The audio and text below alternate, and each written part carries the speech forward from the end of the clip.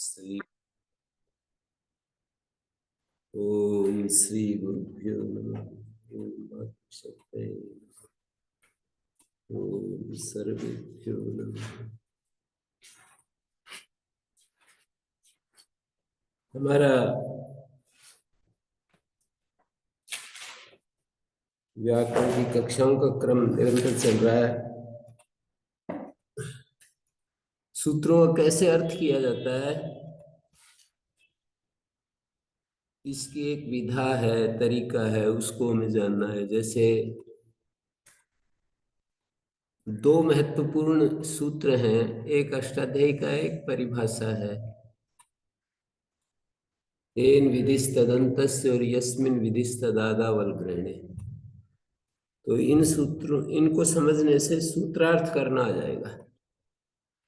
येन विधिस्तदन्तस्य कहता है कि येन माने जिस विशेषण के द्वारा कोई कार्य किया जाए, विधि माने कार्य शास्त्र में अष्टाध्यायी में, तो वो विशेषण विशेषणांत की संज्ञा होता है। तदंत की संज्ञा माने विशेषणांत की संज्ञा, क्योंकि येन सबसे विशेषण का ग्रहण है, तो तत् से भी उसी का ग्रहण होगा। जिस विशेषण से कोई कार्य किया जाए वह विशेषण तदंत की संज्ञा, तदंत में तत् को हटाओ, उसकी जगह तत्शब्द से सर्वनाम से जिसका संकेत है उसको पकड़ो। तो येन से हमने विशेषण को पकड़ा, तो तत् से भी विशेषण को पकड़ेंगे। यह तत् का नित्य संबंध। जिस विशेषण से कोई कार्य किया जाए वह विशेषण तदंत की संज्ञा होता है। विशेषण विशेषणांत की संज्ञा होता है। इसमें किसी को कुछ पूछना हो तो पूछेगा। विशेषणांत का मतलब क्या होता है? विशेषणांत में जिसको उसको विशेषणांत कहते हैं। विशेषणांत तीन भाग। येन विधिस तदंत सूत्र बनाया हुआ है ना। येन विधि, जिस विशेषण से कोई विधि करे वह विशेषण वहां पर विशेषणांत की संज्ञा होती है। विशेषण विशेषणांत की संज्ञा, जैसे उदाहरण से समझ सकते हो। अचोयत एक सूत्र है, धातु की अनुवृत्ति है उस सूत्र में, तीसरे अध्याय का पहले पाद का। अचोयत तीसरे अध्याय के पहले पाद का सूत्र है, ठीक है। तो अचोयत का अर्थ क्या होगा? धातु सूत्र के अधिकार में है अचोयत। 97 नंबर सूत्र है और धातु है 91, तो उसकी अनुवृत्ति है। तो अर्थ ये होगा, अच विशेषण से यत विधि की जा रही है, यत कार्य का विधान किया जा रहा है। अच विशेषण से, अचोयत सूत्र में अच विशेषण है। हैं? कैसे? क्या कह रहे हो? कैसे? कैसे अच विशेषण है? जैसे कोई कहेगा काला घोड़ा में काला विशेषण है, तो क्या कहोगे? कैसे? काला है तो। अच्छा तो जैसे कोई कहे श्वेत वस्त्र, तो आप पूछोगे कि ये श्वेत विशेषण कैसे? तो ऊर्जा में विशेष से कौन है? अच्छा, धातु धातु विशेष है। आपको विशेष। मैं बोल रहा हूं ना, 91 नंबर से उसकी अनुवृत्ति आ रही है। 97 नंबर, 3-1-91 धातु सूत्र है, और 3-1-97 सूत्र में उसकी अनुवृत्ति आ रही है। पूरे तीसरे अध्याय में अनुवृत्ति जा रही है, हैं? तो अच है, ये विशेषण है किसका? विशेष धातु धातु धातु का। जैसे काला घोड़ा में घोड़ा विशेष्य है और काला विशेषण है, उसकी विशेषता बता रहा है वो विशेषण। जो जिसकी विशेषता बतलाए वो विशेषण। तो धातु विशेषण है, इसका अर्थ है कि किसी की विशेषता बतला रहा है, किसी को क्वालिफाई कर रहा है, किसी को, किसी का जो दूसरे से वैशिष्ट बता रहा है, भेद बता रहा है। जो अचय है वो धातु को भिन्न कर रहा है। विशेषण का मुख्य लक्षण होता है, जो भेदक होता है वो विशेषण होता है, और जो भेद्य होता है वो विशेष्य होता है। भेदक और भेद्य, जो भेद करने वाला होता है वो विशेषण, और जिसको भेद किया जाए वो विशेष्य होता है। श्वेत वस्त्र में श्वेत विशेषण है, वस्त्र विशेष्य है। श्वेत भेद भिन्न करता है। किससे भिन्न करता है? काले, पीले, नीले, हरे, लाल, इनसे श्वेत जो है भिन्न कर रहा है। किसको? वस्त्र को। श्वेत विशेषण, वस्त्र विशेषण। तो अचा विशेषण और धातु विशेष्य है। धातु को भिन्न करता है अचा विशेषण। किस किससे भिन्न कर रहा है? हलंत से भिन्न कर रहा है। कहीं हल आएगा तो वो अच से भिन्न करेगा। जैसे कहीं श्वेत वस्त्र कहेंगे तो श्वेत भिन्न कर रहा है, और कहीं रक्त वस्त्र बोलेंगे तो रक्त भिन्न कर रहा है, वो फिर श्वेत आदि से भिन्न करेगा। ऐसा है ना। अष्टाध्यायी में विशेषण विशेष्य को समझना बहुत जरूरी है सूत्रार्थ समझने के लिए। तो जिस विशेषण से कोई कार्य किया जाए वह विशेषण तदंत की संज्ञा होती है। जैसे अच विशेषण से यत कार्य किया जा रहा है तो अच विशेषण तदंत की संज्ञा है। तदंत मानी तदंत मानी वह अंत में जिसके, तो वह क्या है? विशेषण है। तो जिस विशेषण से कार्य करें तो विशेषण विशेषणांत की संज्ञा है, विशेषणांत समुदाय की संज्ञा है। उस विशेषण से हमें विशेषणांत समुदाय का ग्रहण करना है, ऐसा कह रहे हैं। विशेषण विशेषणांत समुदाय की संज्ञा है।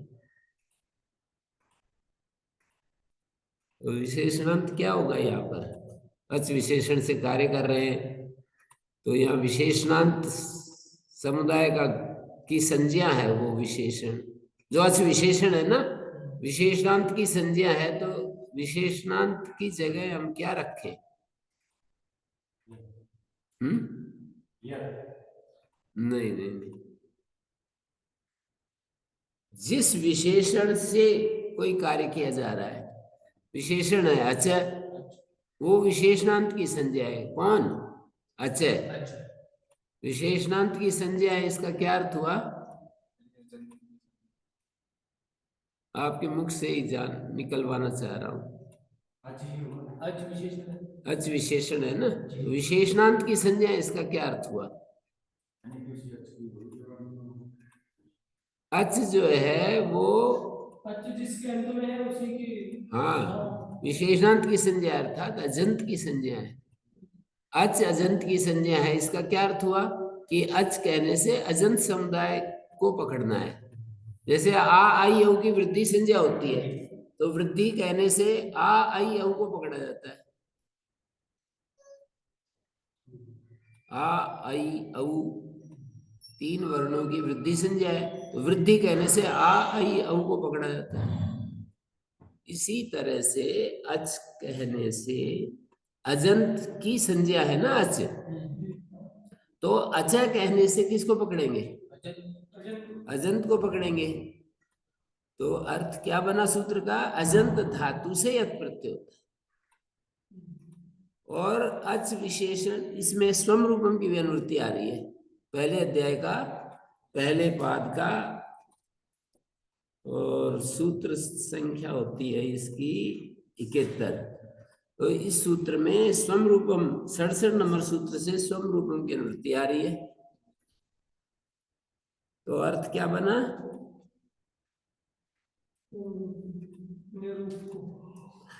वो विशेषण तदंत की मानी अजंत की संज्ञा है अच, तथा अच अपने स्वरूप की भी संज्ञा है। अच अपने स्वरूप, अपना जो रूप अच का, उसकी भी संज्ञा है और अजंत की भी संज्ञा है। जैसे अच कहने से अ ई उ रिल री ए ओ ऐ ऊ आते हैं ना, हैं? और इनका जो परिवार है वो भी आता है। अनुदित सवर्ण से चा प्रत्यय सूत्र है ना, 68 नंबर, पहले अध्याय के पहले पाद का निकाला करो। पहले अध्याय के पहले पाद का 68 नंबर सूत्र है, वो ये कह रहा है अण और उदित वर्ण सवर्ण के ग्राहक होते हैं, अप्रत्यय, प्रत्यय को छोड़कर। पहले अध्याय के पहले पाद का 68 नंबर सूत्र है जी। अण और उदित, अण में अ ई उ रिल री ए ओ ऐ औ ह य व र ल इतने वर्ण आते हैं लण तक। और उदित में उत इत यस्य, मैंने इत संज्ञा प्रकरण पूरा पढ़ा दिया, तो अब आपको उदित कहने से समझने में दिक्कत नहीं होनी चाहिए। उदित माने उत माने उकार। जब तय लगा देते हैं तो उसी स्पेसिफिक उसी का ग्रहण होता है, किसी वर्ण के साथ तय जोड़ देते हैं ना, उसी का ग्रहण होता है। तो उत मानी उकार, उत इत यस्य, ऐसे 5 क ख क च ट त प, ये 5 अक्षर उदित है। क उदित है, च उदित है, ट उदित है, त उदित है और प उदित है? ये उदित वर्ण उत उकारित है, जिसका मतलब कु चू टू तू पू, ये 5 है। कु चू टू तू पू में उकार अनुनासिक पढ़ा है, तो उपदेश से अनुनासिक इत से उसकी संज्ञा हो जाती है, तो उकार इत संज्ञक हो गया ना। उकार इत संज्ञा होने से उदित हो गया। उदित क्या हुआ? गुरुजी उदित में ऊ तो समझ आया, ऊ उत, उत में से ऊ निकाल लेंगे तो आगे के क ये कैसे वर्ड, ये कहां से आया उदित? ऐसे प्रश्न करोगे तो फिर समझ में आ ही जाएगा।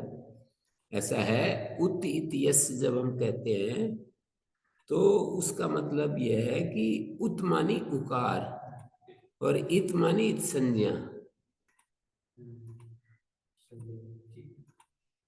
उकार इत संज्ञक है जिसका, ठीक है। तो वो जो उकार है वो इत संज्ञक है जिसका, ऐसे कह रहे ना। जैसे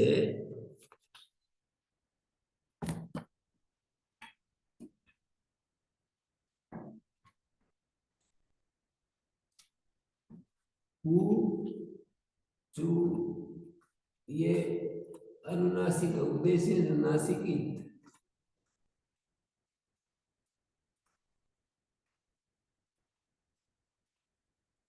तो ये उकार इत संज्ञक है ना। किससे इत संज्ञा होती है? किससे होती है इत संज्ञा इसकी? कृष्ण जी है।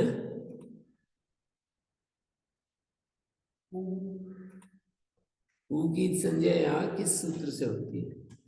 इत संज्ञा प्रकरण नहीं बताया, पढ़ाया। इत संज्ञा प्रकरण कहाँ से कहाँ तक है? कहाँ से कहाँ तक है इत संज्ञा प्रकरण?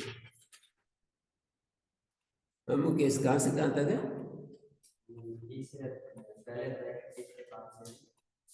हाँ, संख्या बताओ, वहां से वहां तक ऐसे बताओ।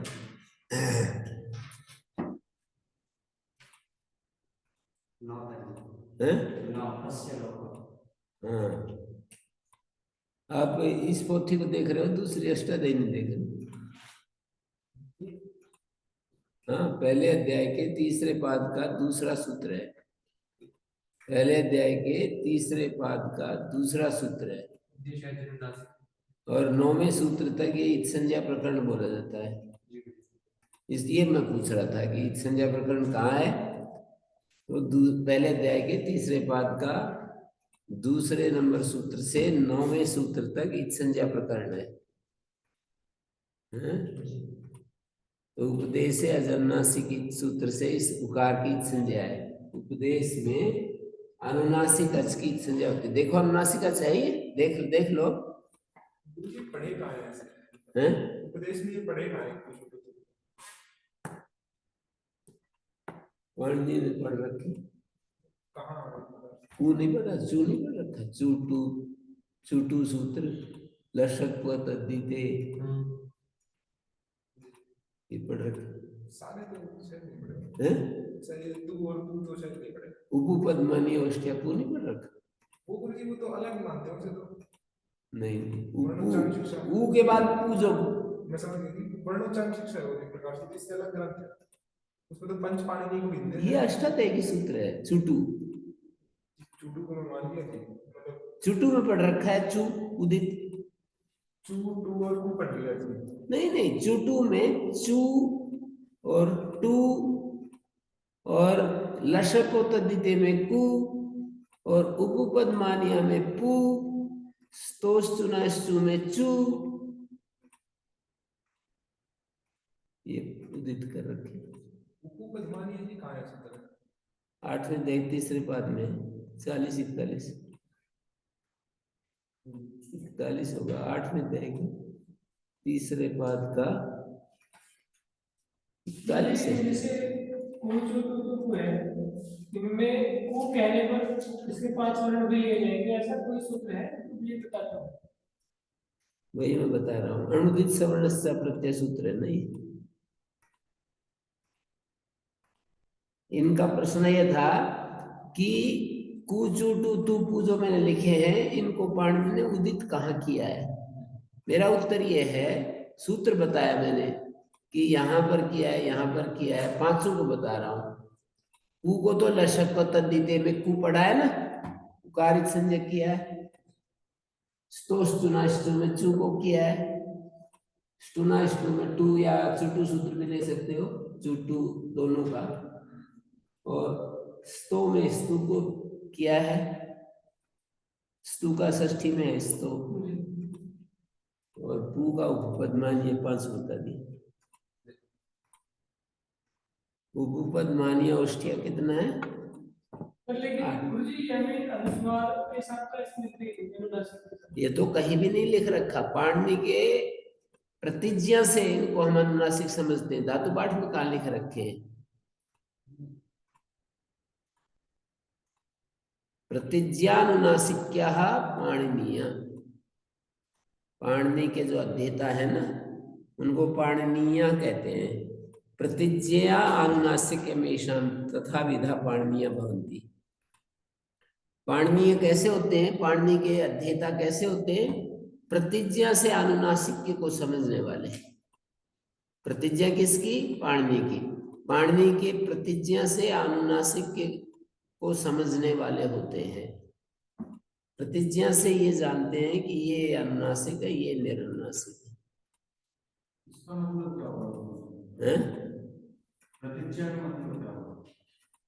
पाणिनि के द्वारा कहा जाना कि भाई मैं ये कह रहा हूं कि ये अनुनासिक है, ये अनुनासिक, ये अनुनासिक है। पाणिनि ऐसा प्रतिज्ञा करना मैंने बताना कि ये कह रहे हैं कि अनुनासिक है, अनुनासिक। इनका प्रश्न ये है कि वो तो मिलता तो है नहीं, वो तो चुटू सूत्र में अनुनासिक कहाँ पढ़ रखा है। इनका प्रश्न ये है। स्तोष्टुनाष्टु में स्तु को नहीं पढ़ रखा, स्टुनाष्टु में स्टू को टू को नहीं पढ़ रखा, और उपपद मानी अवस्था टू को नहीं पढ़ रखा, और आप कह रहे हो कि अनुनासिक है। उपपद मानी अवस्था तो अष्टाध्यायी का सूत्र नहीं है शायद। बोला ना 8वें अध्याय के तीसरे पाद का 41वां सूत्र देखो ना। कितना नंबर वही देखो ना, 8 3 41 है या 42 है, 43 है, 44 है। 5 का तो कम से कम 8 3। अरे वो कुपो का पहुंचे, कुपो का पहुंचे। मैं सूत्र वही बता रहा। कितने नंबर है? हाँ तो मैं इसको बता रहा था। वो कुवत मान्य उष्ठ्या में जो कु आया है ना, वो यही है ना।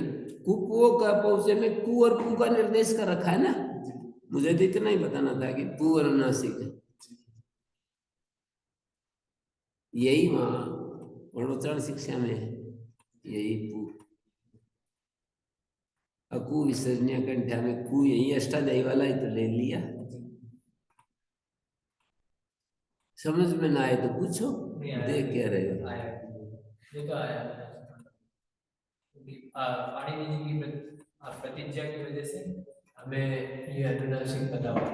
पाणिनि ने प्रतिज्ञा की है कि इनको मैं अनुनासिक कह रहा हूं, तो हमें समझ लेना होता है। जब वो शास्त्र जिसने बनाया है वही हमें बता दे कि भाई ये अनुनासिक है, ये अनुनासिक है, ये अनुनासिक है, तो फिर हम क्यों उस पर आपत्ति कर सकते? कर ही नहीं सकते। तो ये उन्होंने अनुनासिक जो बताया पाणिनि जी ने, तो वो भी किसी आधार पर उन्होंने बताया कि उन्होंने अपने अनुसार ही पूरा अष्टाध्यायी उन्होंने बनाई कि नहीं बनाई? तो उन्होंने बनाई है, तो उन्होंने जहां जहां अनुनासिक रखा हुआ अनुनासिक बता दिया, जहां अनुनासिक नहीं रखा निरनुनासिक बता दिया। सानुनासिक और निरनुनासिक उन्होंने हमको बता दिया कि भाई ये सानुनासिक है, निरनुनासिक है। हाँ भाई जी। सानुनासिक, अनुनासिक सहित, निरनुनासिक, अनुनासिक रहित, दोनों बात बता दी उन्होंने कि भाई धातु पाठ में, उणादि कोश में, गण पाठ में, अष्टाध्यायी में, लिंगानुशासन में 5 उपदेश है पाणिनि के। तो उन्होंने सारे ग्रंथों में कहाँ कहाँ अनुनासिक है, कहाँ निरनुनासिक है, ये सब बता दिया, पूरा बता दिया। पूरा बता दिया तो वो तो बता के चले गए, पर शिष्यों ने पकड़ लिया। फिर उनके शिष्य आए, उनको उन्होंने बता दिया, फिर उनके शिष्य आए, उनको उन्होंने बता दिया, और आज मैं आपको बता रहा हूं। मेरे को किसी ने बताया था,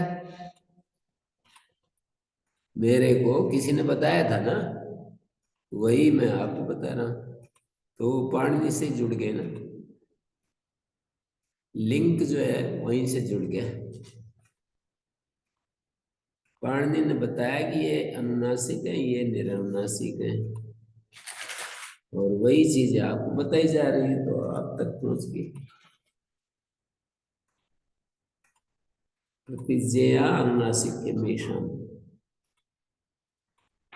तो क्या कहेंगे यहाँ,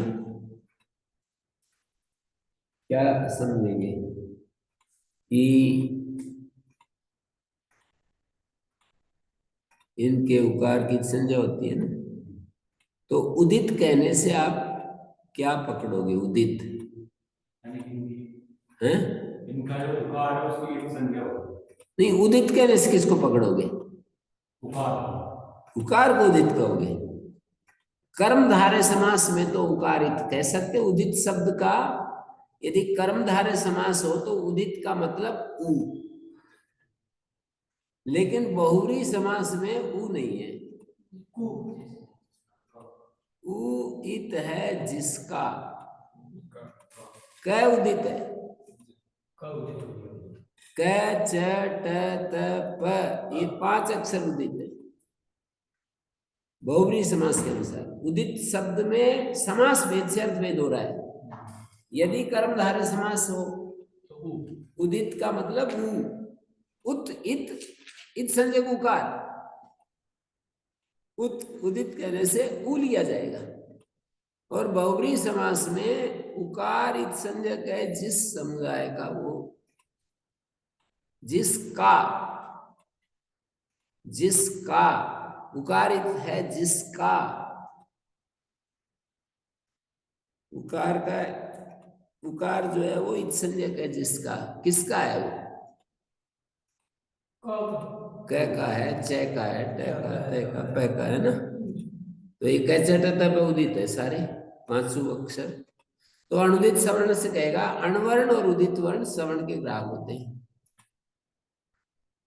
अण और उदित वर्ण सवर्ण के ग्राहक होते हैं,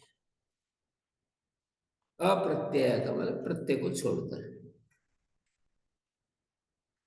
अर्ण और उदित वर्ण सवर्ण के ग्राहक होते हैं। अप्रत्यय शब्द का अर्थ हो गया प्रत्यय को छोड़कर।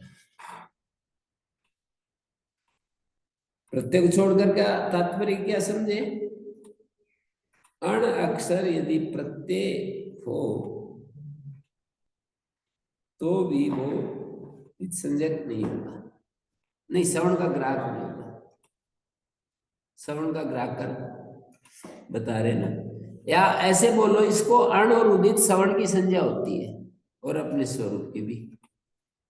स्वरूप उनकी अनुवृत्ति आ रही है, संज्ञा प्रकरण है, तो यूं कहेंगे अण और उदित सवर्ण की संज्ञा होती है और अपने रूप की भी।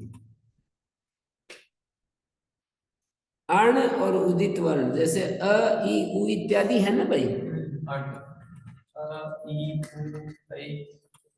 अर्ण और उदित ये रील ऋग आदि सब है ना।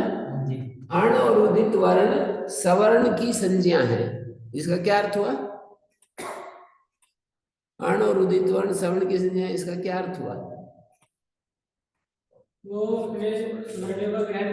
संज्ञा संधि का ग्रहण कराते हैं ना। अर्ण वर्ण और उदित वर्ण सवर्ण की संज्ञा है और अपने रूप की भी। सवर्ण के भी ग्राहक होंगे और अपने रूप के भी। कृष्ण जी सवर्ण, इनके जो सवर्ण है ना, सवर्ण क्या होता है? एक एक 10 नंबर सूत्र बताता है सवर्ण क्या होते हैं। 9 नंबर, 1 1 9 ये सवर्ण बताता है। सवर्ण होता क्या है? जिन वर्णों के स्थान और प्रयत्न तुल्य होते हैं वो परस्पर सवर्ण होते हैं। आस्य का अर्थ होता है स्थान और प्रयत्न माने आभ्यंतर प्रयत्न। जिन वर्णों के स्थान और प्रयत्न तुल्य होते हैं वे सवर्ण होते हैं। तुल्यास्य प्रयत्नम सूत्र में आस्य शब्द का अर्थ होता है, आस्य का वैसे तो अर्थ मुख होता है।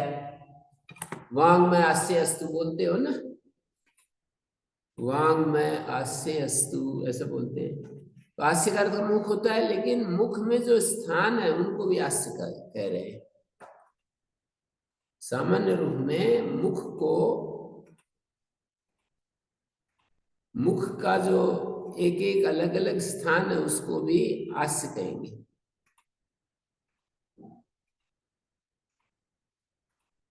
तो तुल्यास्य प्रयत्न का क्या अर्थ हुआ? तुल्य है, आस्य माने स्थान, और प्रयत्न जिसका, जिसके साथ, वे परस्पर सवर्ण होते। सूत्रार्थ ना समझ में आए तो पूछिए। गुरु जी स्थान और प्रयत्न तुल्य होता है, हाँ तो वो बता रखे हैं वर्णोच्चारण शिक्षा में ना। वर्णोच्चारण शिक्षा नाम की पुस्तक है, उसमें ये बता रखे हैं कि किस वर्ण के कौन से स्थान होते हैं और किस वर्ण के कौन से प्रयत्न होते हैं। प्रयत्न 2 प्रकार के होते हैं, बाह्य प्रयत्न और आभ्यंतर प्रयत्न। आभ्यंतर प्रयत्न से आप ग्रहण किया जाएंगे और स्थान लिए जाएंगे, उच्चारण स्थान, उच्चारण स्थान लिए जाएंगे और प्रयत्न लिए जाएंगे। जैसे आप देखिए आ, अब ये अण में तो ये आया, सवर्ण ये है, ठीक है। अण और उदित वर्ण सवर्ण के ग्राहक होते हैं। सवर्ण की संज्ञा होती है, इसका मतलब ग्राहक है। तो ये जो है इसने इसका और इसका भी ग्रहण करा दिया, इसकी संज्ञा है ये। अ मानी आ और आ, तथा अपने स्वरूप की भी संज्ञा है। अपना जो इस अ का रूप है ना उसकी भी संज्ञा है ये। तो अ कहने से तीनों वाले अनुदित सवर्ण से चालू, और यदि तय लगा देना उसके साथ अत कर दिए, अत या आत या आत, तब क्या होगा? तपरस तत्काल से अगला सूत्र है 69 है ना। तपरस तत्काल से का अर्थ है तपर वर्ण, त परे है जिससे। जैसे अतो भी सहस जैसे अत है मान लो, त परे है, जिससे परे इस साइड में होता है, पूर्व इस साइड में, तो अत कहने से तपर हो गए ना अ, तो ये कहना चाह रहे हैं कि तपर वर्ण तत्काल से संज्ञा, आप सब जगह संज्ञा संज्ञा रखते जाओ, और संज्ञा संजी का ग्राहक होता है। संज्ञा किसकी? तपर वर्ण तत्काल की संज्ञा होती है, और अपने स्वरूप की भी। जैसे अनुदित सवर्ण से अण और उदित वर्ण सवर्ण की संज्ञा होती है, और अपने स्वरूप की भी, प्रत्यय को छोड़कर, हैं? तो इसमें गुरुजी त परे है, जिससे ऐसा जो वर्ण है ना तपर वर्ण, जैसे लिखा है ना मैंने, अत है, उत है, इत है, ऐसे नहीं है। जी है। तपर वर्ण तत्काल से संज्ञा, स्वस्य च रूपस्य, स्वम रूपम की विनुक्ति है। इस सूत्र में तत्कालस्य में तत्कालस्य का क्या अर्थ है? बहुब्री वो समस्त पद है, समस्त पद है, उसका विग्रह करके और अर्थ खुलासा करना पड़ेगा। तत्कालस्य का क्या अर्थ है? इससे करो। तस्य काल इव कालो यस्य, ये इसका विग्रह है। उस विग्रह के अनुसार चलते जाओ तो पहुंच जाओगे लक्ष्य पर। गाइड के अनुसार, मैप के अनुसार चलते रहे, गूगल के अनुसार चलते रहे, तो जैसे वो वहां पहुंचा देता है ना लोकेशन पर। तो आप जैसा समास कर रहे हैं उसके अनुसार अर्थ को समझने कोशिश करते जाओ, लक्ष्य पर पहुंच जाओगे। तो क्या कह रहा है ये? तत्काल से उस तस्य काल ही कालो, उसके काल के समान काल है जिसका, उसका ग्राहक होता है तपर वर्ण। उसके काल के समान काल है जिसका, ऐसे सवर्ण का ग्राहक होता है। सवर्णस्य की विनुक्ति है। तपर वर्ण तत्काल सवर्ण से ग्राहको भवति। हाँ विजेंद्र जी बोलिए। तपर वर्ण, ये जो तपर है ना, तो ऐसा समझ लीजिए, उदात्त का चिन्ह कोई नहीं मिलता शास्त्र में, उसको हमने कल्पित कर लिया। मान लो ये उदात्त है,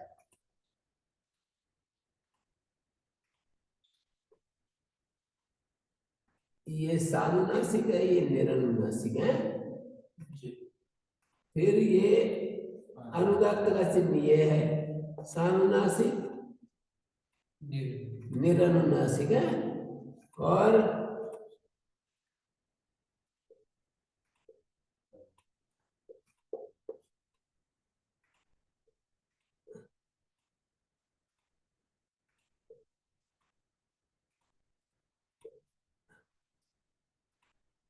कितने हो गए देखो। तपर वर्ण, ये तपर है सारे, नहीं इसको तपर किया अत को है, तो तपर वर्ण, तपर अत को तपर किया हुआ है, तो तपर वर्ण, तपर वर्ण के काल के समान काल है जिसका, उस सवर्ण का, सवर्ण की संज्ञा होती है। अब इसका भाषा का क्या अर्थ हुआ? संज्ञा होती है। तपर जो है, तपर कौन है यहाँ? अ है, वो अ उस अ के काल के समान काल है जिस सवर्ण का, उसकी संज्ञा होती है। इन 6 की संज्ञा होती है। संज्ञा का अर्थ होता है संजी का बोधक। जैसे इस शरीर की कृष्णवीर संज्ञा है, शरीर संजी है, तो कृष्णवीर कहने से इसको पकड़ते हैं। ऐसे ही तपर वर्ण तत्काल सवर्ण की संज्ञा, सवर्ण सब ना डाले तो तत्काल मात्र कह दे, तो ये जो तपर वर्ण है, ई की भी संज्ञा हो जाएगी, ऊ की भी संज्ञा हो जाएगी, री की भी संज्ञा हो जाएगी, द्री की भी संज्ञा हो जाएगी। हो जाएगी कि नहीं? सवर्ण डाल दिया, ऊपर से सवर्ण की अनुमति आ रही है सूत्र में, इसलिए सवर्ण से डाल दिया। तपर वर्ण तत्काल सवर्ण की संज्ञा होती है, तत्काल से सवर्ण से संज्ञा। और सवर्ण कौन है? सवर्ण कौन है? सवर्ण कौन है? सवर्ण शब्द आ रहा है बार बार सवर्ण सवर्ण। सवर्ण कौन है? तो पहले अध्याय के पहले पाद का 9 नंबर सूत्र निकालो।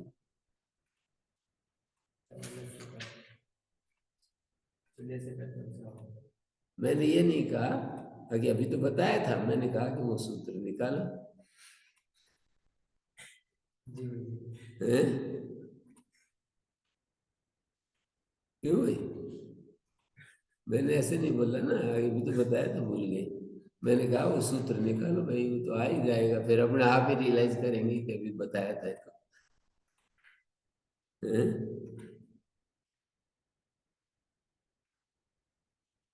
क्या बताया? तुल्य आस्य और प्रयत्न वाला बहुब्री समास है। तुल्य है आस्य और प्रयत्न जिसके। आस्य माने उच्चारण स्थान, और प्रयत्न आभ्यंतर प्रयत्न। तुल्य है स्थान और प्रयत्न जिसके, वे सवर्ण होते हैं, परस्पर सवर्ण होते हैं। ठीक है। गुरुजी जो आपने सूत्र बताया तपरस तत्काल से, इस एक बार फिर से बताएंगे। तपर वर्ण तत्काल, तत्काल सवर्ण से संज्ञा, तपरो वर्ण तत्काल सवर्ण संज्ञा। और इस भाषा को खुलासा करोगे तो ये अर्थ होगा भाई, तपर वर्ण संज्ञा है, अ जो है उसके सवर्ण जो भेद है ना, उनकी संज्ञा है। अर्थात तपर वर्ण जिनकी संज्ञा है उनका ग्राहक है। तत्काल सवर्ण की संज्ञा है ना, तत्काल सवर्ण जितने हैं 6 है ना, वे संजी हैं, और तपर वर्ण संज्ञा है, तो अ कहने से उन 6 भेदों का ग्रहण। असंज्ञा हो गया और ये जो 6 है संजी हो गया। अ की तपर वर्ण जो अ है ना, तपर वर्ण अ है, और कहीं आत मिलेगा, कहीं ईत मिलेगा, तो वो तपर वर्ण कहलाएगा। वो तपर वर्ण तत्काल सवर्ण की संज्ञा है। तत्काल सवर्ण की संज्ञा होती है। तो तत्काल में 6 के 6 आते हैं। तत्काल शब्द का क्या अर्थ हो बताओ? उसी का उसके काल के समान काल है जिस वर्ण का, और वो भी सवर्ण होना चाहिए। उसके काल के समान काल है जिसका, जी सवर्ण शब्द नहीं अनुवृत्ति लाओगे ना, तो तपर वर्ण तो अ हो गया, और ईद की संज्ञा हो जाएगी। ये सवर्ण नहीं है। इसका उच्चारण स्थान कंठ है, इसका तालु, इसका ओष्ठ, इसका मूर्धा और इसका दंत। ये सवर्ण भी है। उच्चारण स्थान भिन्न हो गए ना। प्रयत्न तो समान है इनके सबके, स्थान अलग है। और उच्चारण स्थान भिन्न है। दोनों समान होने चाहिए, उच्चारण स्थान भी प्रयत्न भी। अब है हैं? अब समझ में आया। सवर्ण मतलब वो सारे वर्ण जिनका स्थान और उच्चारण और प्रयत्न, स्थान और प्रयत्न प्रयत्न दोनों एक ही हो। समान हो तो फिर वो सवर्ण होते हैं। आ गया मुकेश? क्या? उच्चारण स्थान और प्रयत्न दोनों समान, तो सवर्ण। तो तपर वर्ण तत्काल से सवर्ण से संज्ञा। तत्काल सवर्ण क्या चीज है? उस तपर वर्ण के काल के समान काल है जिस वर्ण का, वो सवर्ण भी होना चाहिए। तपर वर्ण के काल के समान, पुनी जी, तपर वर्ण के काल के समान काल है जिसका, वो सवर्ण भी होना चाहिए। तो इच्छा आ जाएंगे। तत्काल से समझ में आया? क्या? आगे उस काल के, उस जो तपर वर्ण है उसके काल के समान काल है जिनका, और वो सवर्ण भी होना और चाहिए, सवर्ण हो उनकी, तो उसकी संज्ञा होती है। जी आ गया? जी। इन सब सूत्रों में षष्ठी दी है संज्ञा संजी संबंध में। वैसे संज्ञा संजी संबंध में प्रथमा विभक्ति होती है, जैसे वृद्धि आदेश, आदेश में भी प्रथमा है, वृद्धि में भी प्रथमा, आदेंग गुणा, आदेंग में भी प्रथमा, गुणा में भी प्रथमा है ना। कैसे ऐसे देख रहे हैं, समझ में नहीं आया मैं क्या बोल रहा हूँ? समझ में आता है। षष्ठी विभक्ति होती है गुरुजी इन सभी जो प्रथमा भी होती है, षष्ठी भी। वृद्धिदादय सूत्र है ना, जी उसमें ऐसा भी बोल सकते हैं, ऐदय आदय चाम वृद्धि, आदय चाम वृद्धि, ऐसा भी सूत्र हो सकता था। वृद्धि आदय चाम, ऐसा भी सूत्र हो सकता था। अदेंग गुण, ऐसा सूत्र भी हो सकता था, अदेंगाम गुण, या एक वचन करें तो अदेंगा गुणा, ऐसा सूत्र भी हो सकता था। प्रथमा भी हो जाएगी। षष्ठी प्रथमा होगी तो अदेंग गुणा है ही, और षष्ठी करेंगे तो अदेंगा गुणा। प्रथमा में तो क्या बात है, वो तो सूत्र है ही अदेंग गुणा। षष्ठी करेंगे तब क्या होगा, षष्ठी का एक वचन करेंगे तो अदेंग, अदेंगा है गुणा, बहुवचन करेंगे अदेंगाम गुणा।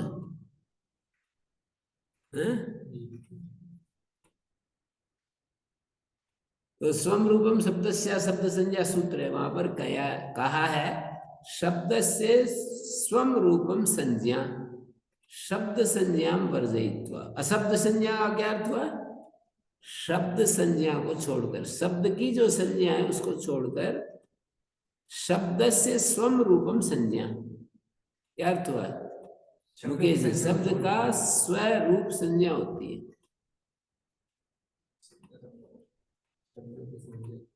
शब्द का जो अपना रूप है वो संज्ञा होती है, उस शब्द की संज्ञा क्या है, जिसकी जगह वो संज्ञा का इस्तेमाल, जिसके लिए कोई संज्ञा इस्तेमाल की उपयोग करें। जैसे कोई अष्टाध्यायी के सूत्र में अग्नि शब्द का प्रयोग हुआ, अग्निर ढक बोला, तो अग्नि जो शब्द है रूप उसका क्या हुआ, उसका जो रूप हमें जो कान से सुना जाता है या ब्लैक बोर्ड पर लिखा जाता है, वो जो रूप है वो उस शब्द की संज्ञा है, अर्थात उस संज्ञा से संज्ञा का बोध होगा।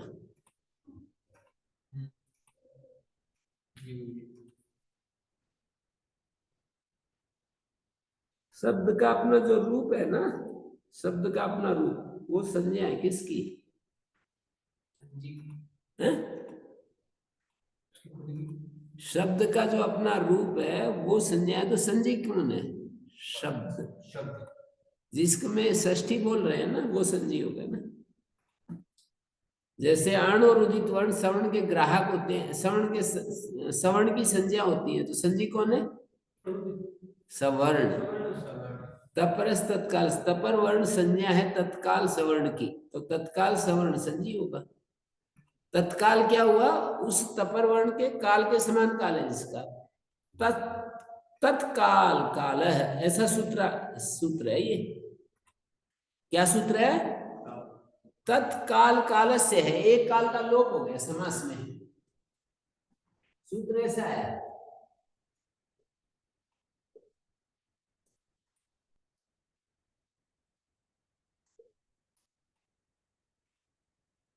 ऐसा है ये सूत्र, ये वाला काल का लोप हो गया। अर्थ में तो काल रहेगा पर सूत्र की रचना में काल नहीं।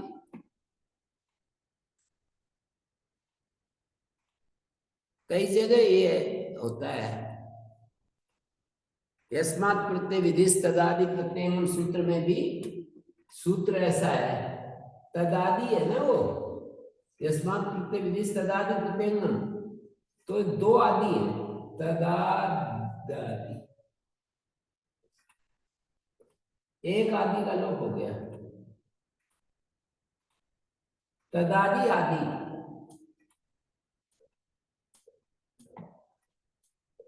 इस आदि का लोप हो गया। उष्ट्रमुख मुखा, मान लीजिए ऐसा हो कोई शब्द,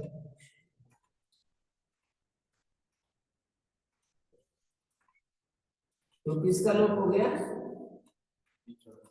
पूर्व पदांतर्गत उत्तर पद का लोप। पूर्व पद और उत्तर पद, तो उष्ट्रमुख पूर्व पद है और मुख उत्तर पद है।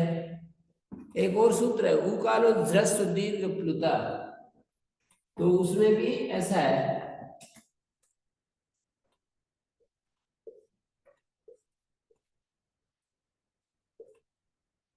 उकाल, इस काल का लोप हो गया। एक तरह के जब आए तो मैं कई सारे उदाहरण दे देता हूं सूत्रों के ही। जैसे 4 उदाहरण दे दिए ना, एक लौकिक उदाहरण दे दिया, उष्ट्रमुख मुखा,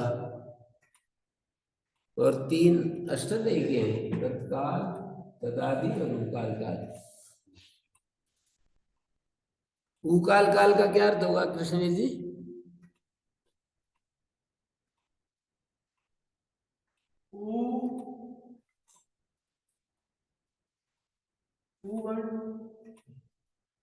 काल, वर्ण काल के समान काल है जिसका, और क्या बोला आपने? वर्ण काल के समान। देखो ये गलती कर रहे हो ना, पहले में षष्ठी विभक्ति है, तस्य काला, तत्काला, तत्काल विकालो, ऐसे ऊंट के मुख के समान मुख है जिसका, उसका आदि आदि में जिसके, उसके काल के समान काल है जिसका, ऊ के काल के समान काल है जिसका। आप यूं कह रहे, ऊ काल काल है जिसका, ऊ काल के समान काल, ऊ काल के समान काल है जिसका, इसको भी खोलना चाहिए, ऊ के काल के समान काल है जिसका। आपने सीधा ऊ काल के समान काल है जिसका, इसको थोड़ा खोलिए, ऊ के काल के समान काल है जिसका। ऊ भी आप बोल के फिर उसको खोलना हैं? ऊ के वर्ण का, ऊ के काल के समान काल है जिसका, हाँ। और वो सवर्ण, ऊ के काल के समान काल है जिसका, ऐसा ऊ अर्थ। के काल के समान काल है जिसका, ऊ का जो काल है ना, उसके समान जिसका काल है, जी, जिस अच का, अन्य पदार्थ अच आएगा, ऊ के काल के समान काल है जिसका, जिसका किसका, अच का। वहां पर अच पढ़ा है ना, पहले अध्याय के दूसरे पाद का 26 नंबर सूत्र है, 27, 28, 27 नंबर सूत्र। आपने 3 अध्याय याद कर रखे थे, एक झटके में याद हो जाएंगे 3 तो। 15 दांत चलेंगे। क्या 15 बोलते रहते हो? बस कोई भी बात आती है 15 साल पहले याद तो कर रखे हैं ना, फिर कल एक महीने में कल।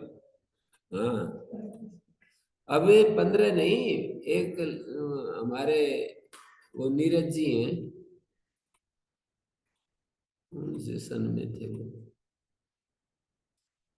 89-90 में होंगे, 10, 20, 30, 33, 34 साल बाद बुलमन अष्टदयी अभी शुरू की है, और फिर एक दिन मैसेज आया कि अष्टदयी याद हो गई है।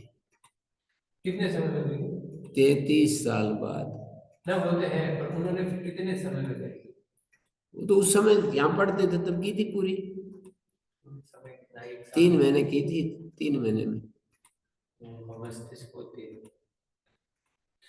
तेज की बात नहीं है, मन कितना लगाते हैं हम उस चीज में, कितना हम रुचि लेते हैं। मेरे को ये रोज ड्राइवर के साथ बैठता हूँ, मेरे को तो आज तक नहीं आई। और ये कहानी जब सुनाते हैं ना लोग, तो वो कहानी समझ में नहीं आती है, पर ये सूत्र समझ में आ जाते हैं, कहानी समझ में नहीं आ जाती। तो मेरे बुद्धि की कमी है क्या, कहानी समझ में नहीं आती फिर? वो तो हम कितना इंटरेस्ट लेते हैं किसी चीज में, कितना रुचि लेते हैं, ये मशीनरी के काम में समझ में नहीं आती मेरे को तो उसका रुचि नहीं लेता हूं तो समझ में, कंप्यूटर में ये अक्सर मतलब लिखना भी नहीं आता, मैसेज करना नहीं आता, तो इसका मतलब ये थोड़ी है कि बुद्धि की कमी है। उसमें मैं रुचि नहीं लूंगा तो अपने आप चीजें थोड़ी आ जाएंगी। तो उसमें आप को तो आपने जानबूझ के सिर दिया है इसमें, मैं थोड़ी सिर तो दिया है, आपने अपनी इच्छा से दिया है, हाँ, सही, सब कुछ अच्छा। मैं थोड़ी बुलाया था, आप आकर के फंसे हो? फंस गए तो अब फिर उसको नहीं फंसे तो अच्छा हुआ नहीं थी, पर वो फंसना तो अच्छा है, हैं? फंसना तो अच्छा है, पर वो बस अच्छी तरह से फंस जाऊंगा। हम्म।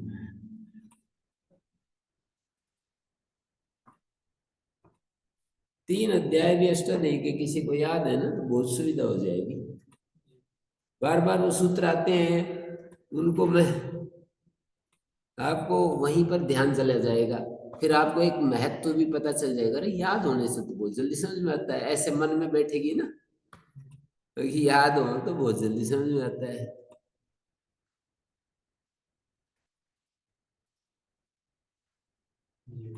मेरे पास समय नहीं था जब मैं पढ़ रहा था ना, ये प्रथमावृत्ति पढ़ने में लगा दिया, फिर मैंने कहा ये तो याद हुए बिना तो ये तो मेरा कोई बस नहीं चलेगा इस पर। तो मैंने कहा किसी भी हालत में इसको करना ही है, ऐसा निश्चय किया, तो हो गया।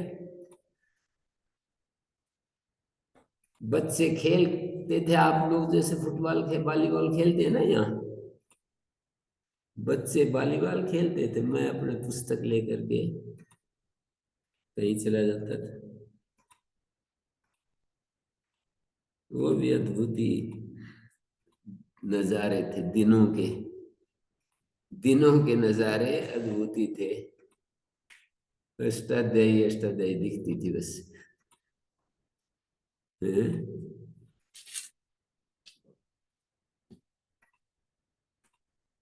तो ऊ काल काल अब आ गया समझ में जितेंद्र जी? ऊ काल काल क्या मतलब क्या है?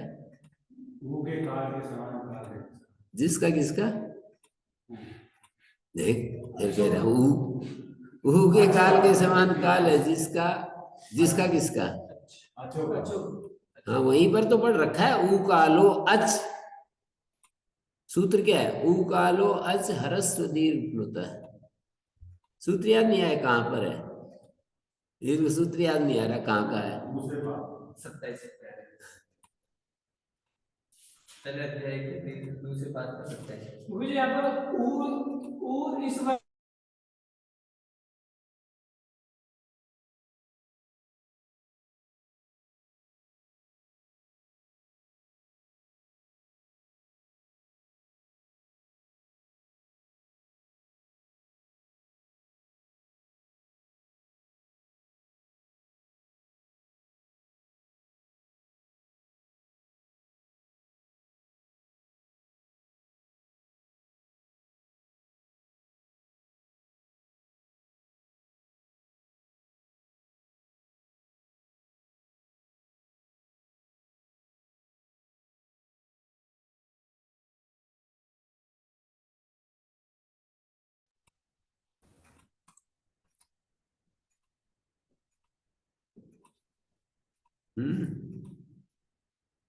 तो उसकी संज्ञा होती है कौन?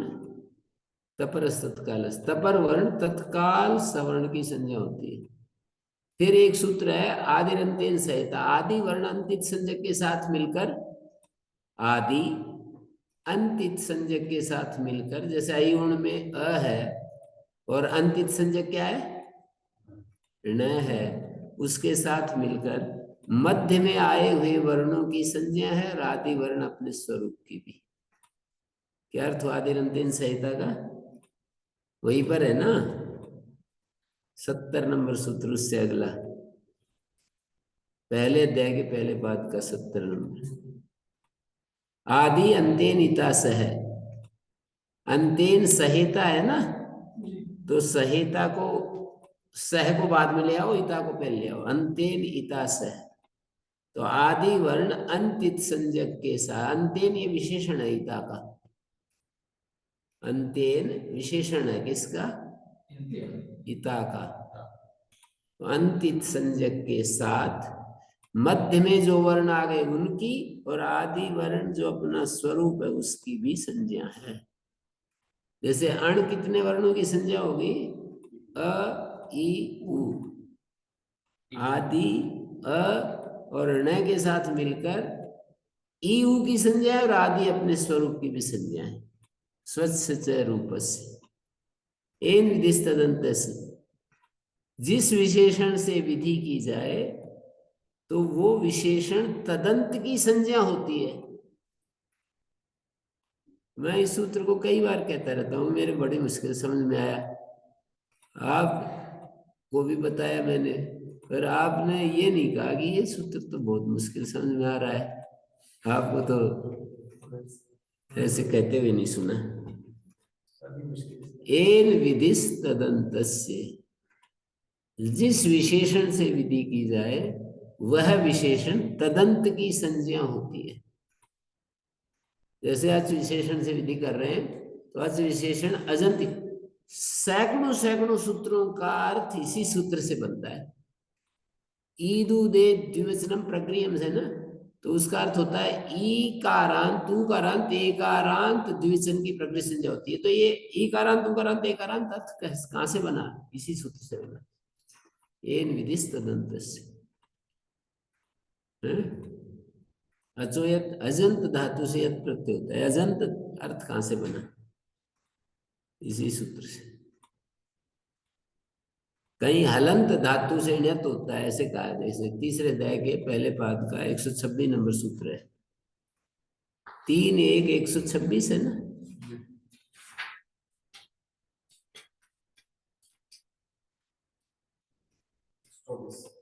चौबीस 124 बता रहे हैं।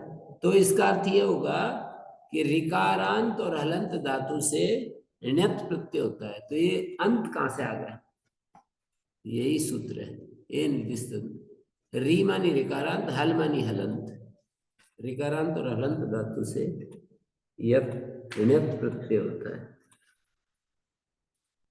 हल का अर्थ हलंत कैसे बना? एन विधिस तदन्तस्य, जिस विशेषण से कोई कार्य किया जाए वह विशेषण तदंत की संज्ञा होती है। हल विशेषण हलंत की संज्ञा होगी, तो हल मानी हलंत, ऐसा अर्थ हो जाएगा। हाँ जी, समझ में आया तो बोला करो कि अच्छा आ जाए समझ में, से बोला करो। वो कभी लोग ताली बजवाते हैं ना, ताली ताली बजा करके मेरा उत्साह बढ़ाओ, तो आप हाँ जी ऐसे करके उत्साह बढ़ाया करो मेरा, कि हाँ जी समझ में आया, आज दिमाग प्रकाश हुआ आज है। कृष्ण जी की तरह बताया करो। ये तो बीच बीच में करते हैं, अच्छा आज समझ में आया ये है?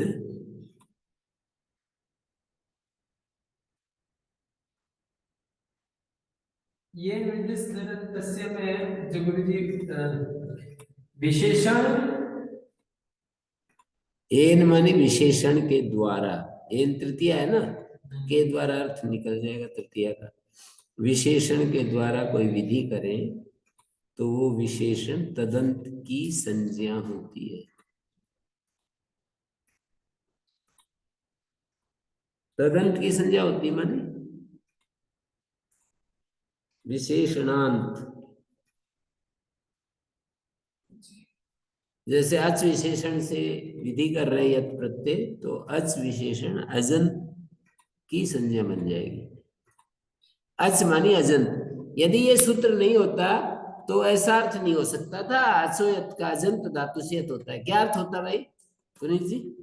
धातु से यत प्रत्यय। नहीं, अच धातु से, धातु से क्यों? अचयत सूत्र है ना, आप यूं बोलिए कि अच धातु से यत होता है। अगर क्या ना होता? यदि ये सूत्र नहीं होता एन विधिस तदन्तस्य और अचोयत का अर्थ करते तो क्या करोगे? असली तो वही रह जाएगा, आज धातु से यत प्रत्यय। अच भी तो बोलो ना, केवल धातु से यत, तो फिर अच को तो हटा ही दिया आपने। मैं तो अंत को हटा रहा हूं, आप अच को भी हटा रहे हो। ये सूत्र नहीं होता एन विधिस तदन्तस्य, तो उस सूत्र का क्या अर्थ होता अचोयत का? यही होता है कि आज धातु से यत प्रत्यय। हाँ, अभी कह रहे हैं अजंत धातु से यत होता है और फिर अच धातु से यत होता है। आज आ गया क्लियर? ये पहले भी आ गया था अगर हैं?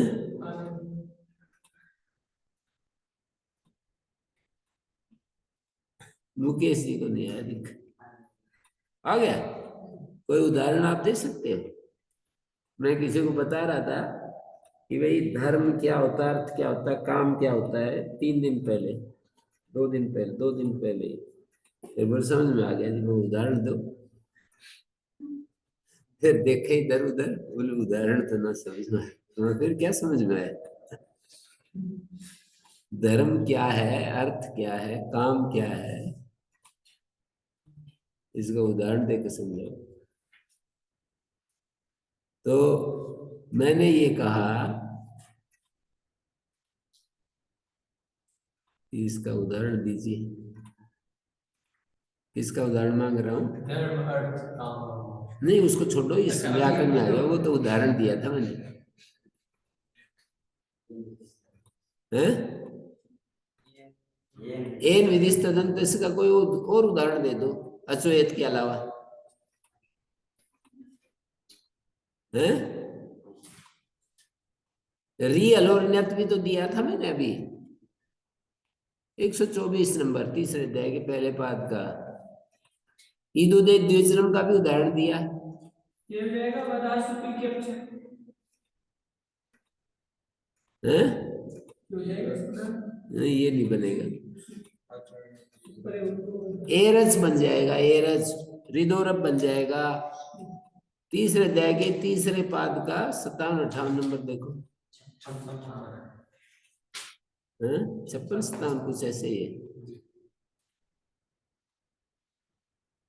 तीसरे अध्याय के तीसरे पाद का एरज।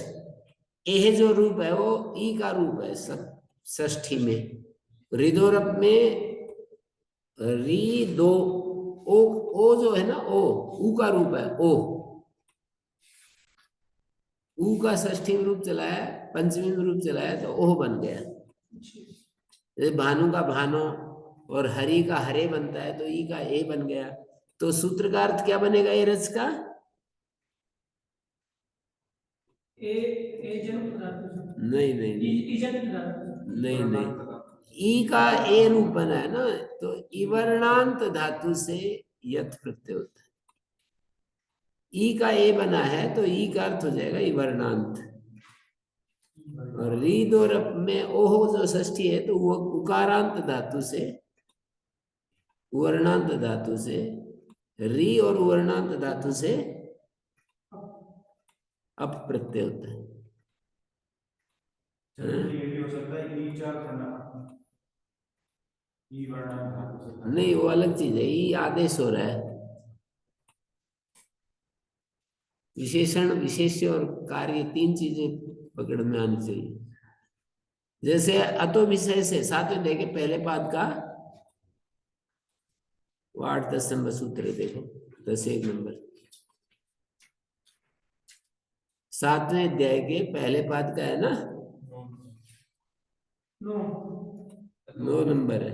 तो अतः ऊपर से अंगस्य की अनुवृत्ति आ रही है। 6ठे अध्याय के चौथे पाद का पहला सूत्र है, देखो उसकी अनुवृत्ति है 7वें अध्याय तक। 6ठे अध्याय के चौथे पाद का पहला सूत्र अंगस्य, उसकी अनुवृत्ति है 7वें अध्याय तक, ठीक है, 7वें अध्याय तक। तो ये जो अंगस्य है ना, कहीं कहीं अंगात अर्थ में बदल जाएगा। सूत्र में कहीं पंचमी मिलेगी तो ये अंगस्य भी अपने को उसके अनुरूप ढालेगा। अंगस्य में षष्ठी है, पर अतो विशेष में आता में पंचमी है, तो अंगस्य अता के अनुसार पंचमी बदल जाएगा, अर्थात अंगात बन जाएगा। अब सूत्र का अर्थ करो, अतो अंगात, भीष षष्ठी है, ऐस प्रथमा है। अर्थ करो एक बार, पुनीत जी अर्थ कीजिए, विजेंद्र जी।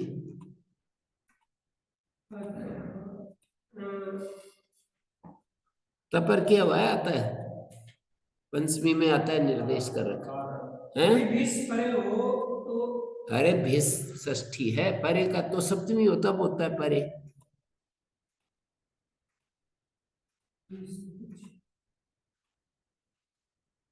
हाँ जी,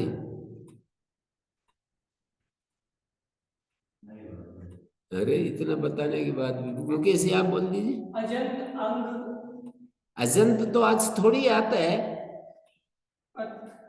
तो क्या बोलेंगे उसको, अवर्णांक अंग हो तो 20 के स्थान पर नहीं नहीं, पंचमी का अर्थ से उत्तर होता है, अदंत अंग से उत्तर। 20 को ए हो जाता है। 20 के स्थान में, षष्ठी का अर्थ के स्थान में, 20 के स्थान में ऐसा आदेश होता है? जैसे राम 20, ये राम है और ये आगे 20 है, तो ये राम शब्द अदंत अंग है ना, ये राम शब्द अदंत अंग है। अंग माने जिससे कोई प्रत्यय किया जाए उस प्रत्यय के पर रहते पूर्व भाग अंग होता है। जैसे राम से 20 किया गया तो 20 के पर रहते जो राम है ये अंग है, तो अदंत है या नहीं? तो अदंत अंग से उत्तर 20 को ऐस हो जाएगा, 20 की जगह ऐस आ जाएगा। अनेकाल सर्वस्व, अनेकाल आदेश संपूर्ण के स्थान में होता है, तो ऐस हो गया। राम आगे ऐसे वृद्धि रेची, अ और ऐस के ऐ को वृद्धि हो जाएगी, तो रामई, और स को रू और विसर्ग बदल जाएंगे, स रू में बदल जाएगा, रू विसर्ग में बदल जाएगा। रामई ही, रामेण रामाभ्याम रामई ऐसा बनेगा। तो विशेष समझ में आया जी। अभी अर्थ करना सिखाया है मैंने ये सारे सूत्रों का। ऐसे ही यस्मिन विधिस तदादा वाल ग्रहणे सूत्र, जहां सप्तमी विशेषण होगा ना, सप्तमी विशेषण, वहां वो विशेषण तदादि की संज्ञा बनेगा।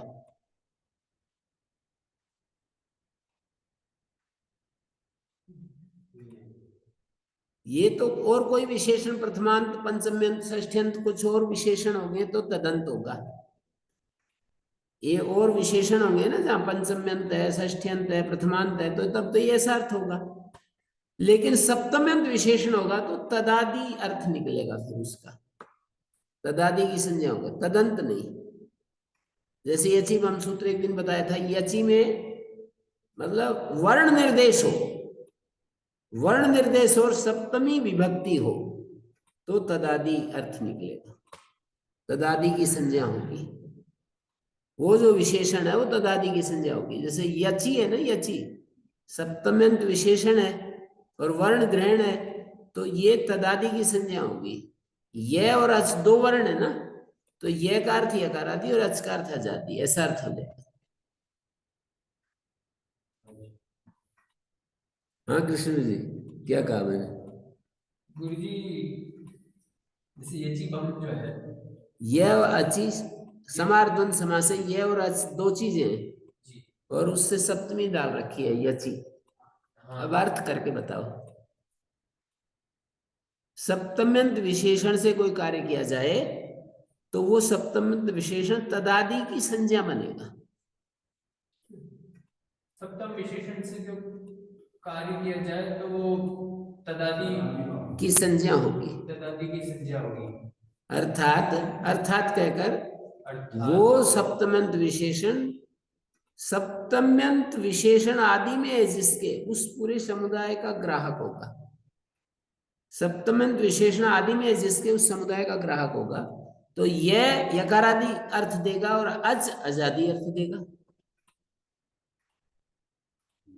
ये मान यकारादि, यदि ये परिभाषा नहीं होती ना इसमें रिश्तेदादा और ग्रहण, तो यची का अर्थ यकारादि अजादि नहीं होता, फिर होता यह और अच, ऐसा अर्थ होता के परे रहते। यकारादि अजादि के पर रहते ऐसा अर्थ नहीं होता, यह के पर रहते और अच के पर रहते ऐसा अर्थ होता। आया?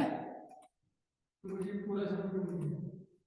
सप्तम्यंत विशेषण तदादि की संज्ञा होती है। सप्तम्यंत विशेषण हो और वर्ण ग्रहण हो, दो कंडीशन है, सप्तम्यंत विशेषण और वर्ण ग्रहण हो तो तदादि की संज्ञा होती है। वर्ण ग्रहण से क्या मतलब है? वर्ण का मतलब कोई भी प्रत्याहार से निर्देश हो सूत्रों में, या साक्षात वर्ण का निर्देश हो, दो तरह से मिलेंगे। जैसे ये तो साक्षात ये का निर्देश है और अज प्रत्याहार के द्वारा निर्देश है, तो प्रत्याहार से कोई कार्य करेंगे या किसी एक वर्ण का नाम लेकर के करेंगे तो वो कार्य तदादि में होगा। वो वर्ण आदि में है जिसके, या वो अच आदि में है जिसके, उसके परित उकार्य होगा। कहीं कहीं आपको सूत्र में मिलेगा हली, तो हली का अर्थ हलादि ले लेंगे। कहीं मिलेगा आपको अची, तो अची का अर्थ आजादी ले लेंगे। गुरुजी इसका उदाहरण जैसे हमने प्रत्यय किया फक, प्रत्यय किया फक, और एक किसी पाणिनि के सूत्र से फ को आयन हो गया। अब ये आयन आजादी है ना, आयन जो है वो आजादी है, उसके पर रहते पूर्व में भैसंज हो जाएगी। ऐतिक आयन आदि उदाहरण बने, नाडायन। और यकार आदि, जैसे से प्रत्यय किया था, से का ये बचा, तो यकार आदि है वो। यकार आदि में जिसके, उसको यकार आदि कहते हैं। ये इनको नहीं आ रहा है, मुकेश को ना आ गया। अच्छा, मुझे नहीं याद। मुझे भी नहीं हैं? ये और कहीं चल गए हैं? लिख भी देंगे। चलो कल करते हैं, टाइम बहुत आगे बढ़ गया। ओम शांति शांति शांति।